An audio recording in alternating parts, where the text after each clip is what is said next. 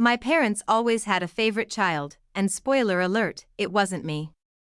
From as early as I can remember, my younger sister Emily was the golden one.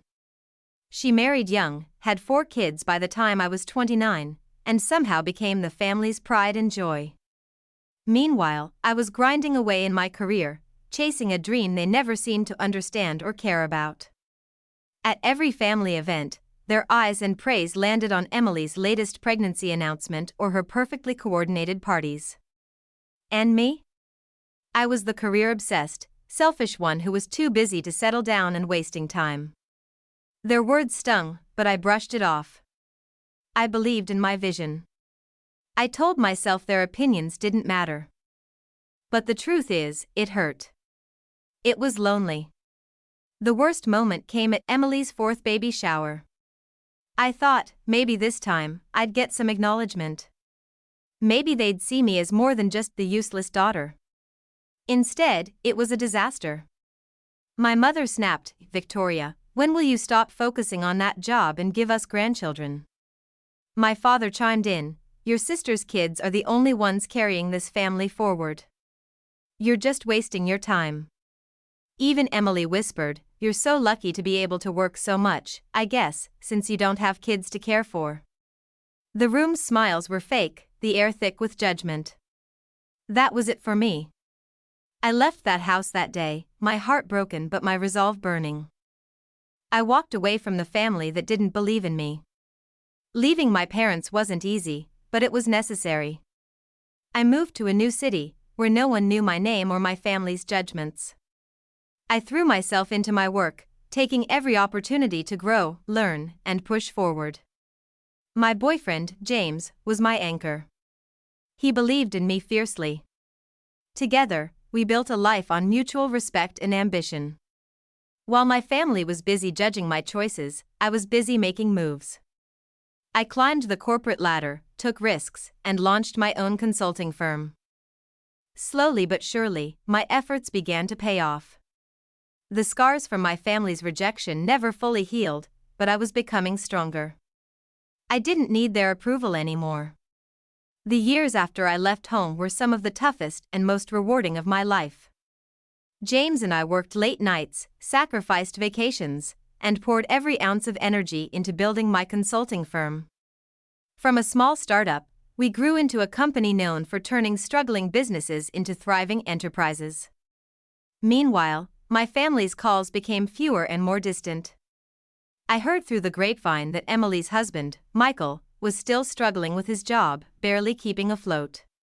My parents still hosted their perfect family dinners. But without me. Sometimes, I'd see Emily's social media posts, her smiling kids, her luxury vacations funded by her husband's steady job. But I knew the truth, Michael's career was on shaky ground, and the family fortune wasn't endless. What they didn't know was that my company was quietly building a reputation that would soon shake their world. Despite the distance, my parents would occasionally try to guilt me into coming home for holidays or family dinners. I declined politely, knowing my peace was worth more. The day of Emily's 4th baby shower remains burned in my memory. I had hesitated about attending.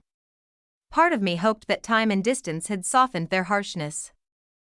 Maybe they'd see I was doing well and finally respect my choices. But when I stepped into that beautifully decorated hall, the atmosphere was suffocating. The family's eyes flicked over me with thinly veiled contempt. My mother wasted no time, her voice dripping with condescension. "Still no husband, Victoria? That's such a shame. When will you learn that a woman's place is with a family, not a desk?" Emily giggled, clutching her baby bump. "I guess some people just aren't cut out for real life. You will always be without love and children and ruin the name of our family." Then my father sneered, "You'll never measure up to your sister, no matter how hard you try." The words hit like knives, cutting deep. I looked around the room, filled with people I once called family, now strangers who judged me. That was the moment I realized I had no place there anymore. Without a word, I walked out, tears blurring my vision. After that humiliating day at Emily's baby shower, I knew I had to sever ties completely. No more excuses, No more hoping they'd change or see me differently. I called James that evening and said, I'm done with them. They don't get to tear me down anymore. James supported me without hesitation. We agreed, from now on, the family I'd build would be one of respect, love, and support, the family we choose. I unfriended and blocked most of them on social media. I stopped answering calls from my parents and siblings. It wasn't easy, there were moments of guilt and loneliness. But those feelings were nothing compared to the pain of their cruelty. Instead, I poured myself into my company. I hired more employees, expanded into new markets, and won contracts that made my firm a rising star in the industry. The truth? Every insult, every dismissal had fueled my fire. I wasn't just surviving, I was thriving. 3 years passed. One morning, as I sipped coffee in my home office, James walked in with a mischievous grin. Ready for a surprise? I raised an eyebrow. What kind of surprise? We just closed the deal on a major acquisition. Major? I asked, curious. He nodded. Remember the company Michael works at? I blinked. Yes. The one Emily's husband has been struggling with? Well, we own it now. I smiled, a slow burn of satisfaction filling me. The same company my sister's husband had been working so hard to keep afloat was now under my control. I knew my parents would never expect this. Later that day, the calls came. My parents, Emily, and even Michael, all reaching out, suddenly eager to reconnect. They wanted to play the family card, to remind me I was their daughter and sister. But this time, I was the one holding all the cards. When the calls and messages started pouring in, I was prepared. It was like clockwork, my parents' voices dripping with fake regret, my sister's pleas filled with thinly veiled entitlement, and Michael's nervous attempts at charm. I'm sorry, Victoria, my mother crooned over the phone. We were harsh. You're still family. Let's come together. Emily texted me, we miss you. Please come back, we can fix this. Even Michael emailed, trying to sound humble, promising to make things right. But I knew better. This was all manipulation, a desperate play to gain control again. Now that I held the power, I calmly replied, family is more than blood. It's about respect, love, and support, things I never found with you. I told them I wouldn't be manipulated or guilt into anything. The past was the past, and I wasn't going back. The real blow came at the company's board meeting. Michael was still employed there, struggling to keep his job despite our ownership. He looked shocked when I walked into the room alongside James, both of us ready to take charge. I publicly announced a restructuring plan to save the company and secure jobs for hardworking employees. But the first step was letting go of those who had harmed the company with negligence, Michael included. The news spread fast. My parents and Emily realized the consequences of their past actions. The entitled younger sister who had mocked me and insulted my choices was now the one holding the reins. They were left with nothing but regret and the bitter taste of their own mistakes. Word spread quickly in their neighborhood and social circles. Emily's husband was publicly let go from the company, not just fired, but named in the official internal report as a key reason for its decline. Friends, neighbors, and former colleagues distanced themselves. Michael's reputation was shattered. Emily tried to hold it together. At her 5th baby shower, yes, another one, barely anyone showed up. She posted old photos online, pretending nothing had changed, but even her followers were dwindling. My parents? They were embarrassed. No, humiliated. Their golden child, the pride of their existence, was now married to a disgraced man with 5 children and no income. Meanwhile, their other daughter, the disappointment, was on magazine covers and listed in top women executives in tech. They didn't understand how things had turned out like this. They never did. The sky was a heavy gray when the knock came. James and I were sipping coffee in our sunroom, watching the rain dance against the windows. I already had a strange feeling, one of those tight knots in your chest that you just know means something is coming. Then the doorbell rang. James offered to check, but I already knew. Somehow, I knew it was them. I opened the door to find the entire trio standing there, my parents and Emily soaked from the storm, shivering like lost children. Michael stood awkwardly behind them, holding a child's jacket in his hand, like he thought that would earn him pity. They looked like a scene from a drama, but I wasn't moved. Not anymore.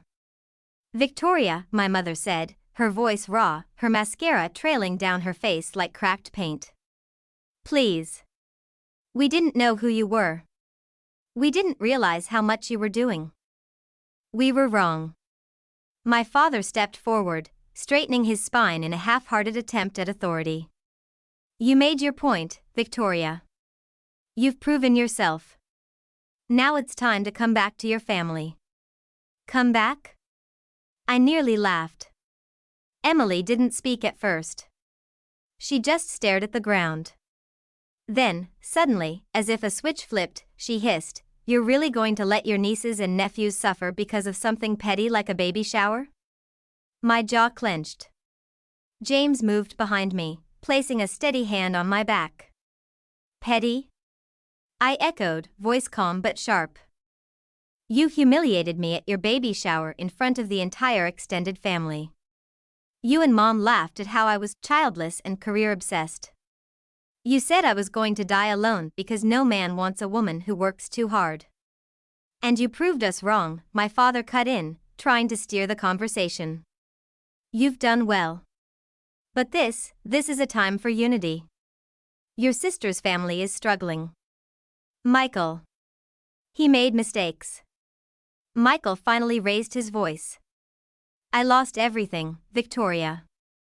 I've got 5 kids to feed. You've got money. We're not asking for much. You're asking for everything, I said bluntly. And you always did. Emily's composure shattered. So this is who you are now?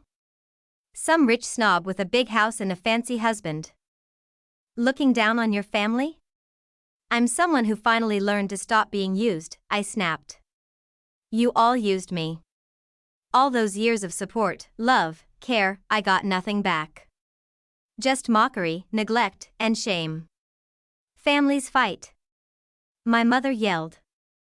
That's normal. Families don't abandon their child's graduation to plan a gender reveal, I shot back. Families don't compare daughters like trophies and call one of them lesser because she didn't get knocked up at 22. The silence that followed was deafening. I stepped aside from the door, not to let them in, but to make my final statement. I owe you nothing. You all made your choices. Now you live with them. I won't fund your lives. I won't fix your mistakes. I won't give you another inch of my peace. You didn't raise me, you tolerated me while praising Emily for breathing. Now that you need help, you suddenly remember I exist? No. Not anymore. My mother broke down, sobbing. My father tried to look proud but couldn't hold it together. Emily was speechless for once. I didn't slam the door. I gently closed it. And locked it. For the first time in my life, I felt completely free. James hugged me from behind. Proud of you, he whispered. I didn't cry. I didn't feel guilt. Just peace.